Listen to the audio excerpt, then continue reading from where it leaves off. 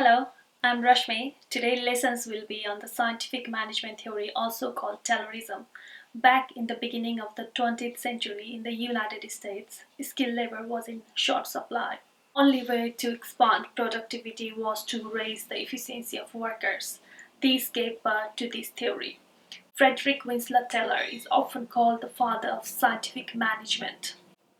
Born in the wealthy family in the US in 1856, Frederick Winslow Taylor graduated from Stevens Institute Technology as a mechanical engineer in 1883. During Taylor's 4-year apprenticeship and working as an employee, he had closely observed the lack of compliance between employers and employees and noticed the lack of scientific education.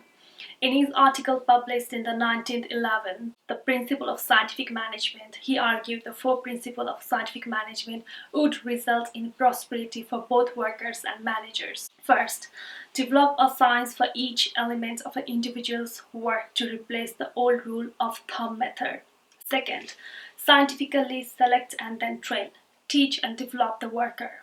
Whereas in the past he chose his own work and trained himself as best he could. Third, heartily cooperate with the workers so as to ensure that all work is done in accordance with the principles of the science that has been developed. Fourth, divide work and responsibility almost equally between management and workers. The management take over all work for which they are better fitted than the workmen, while in the past almost all of the work and the greater part of the responsibility were thrown upon the men.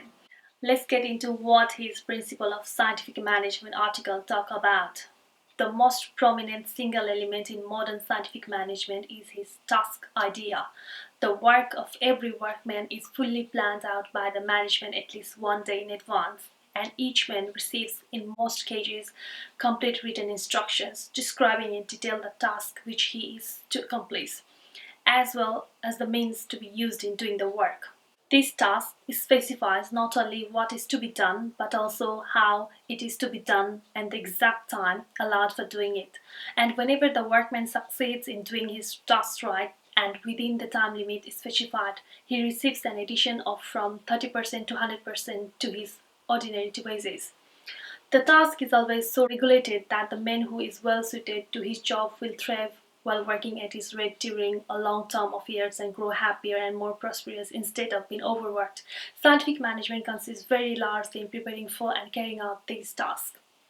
Other main contributors of scientific management were Frank and Lillian Gilbert, who were husband and wife, Lenlie Grant, the founder of Gantt chart in 1910, and the Harrington immersion.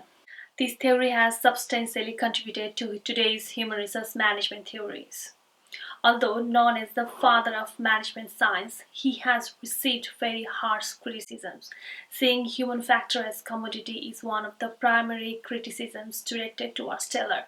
No matter how much human resources management change and develop, Taylor's idea will provide a basic for it. Perhaps techniques will change, but the essence of it will remain the same.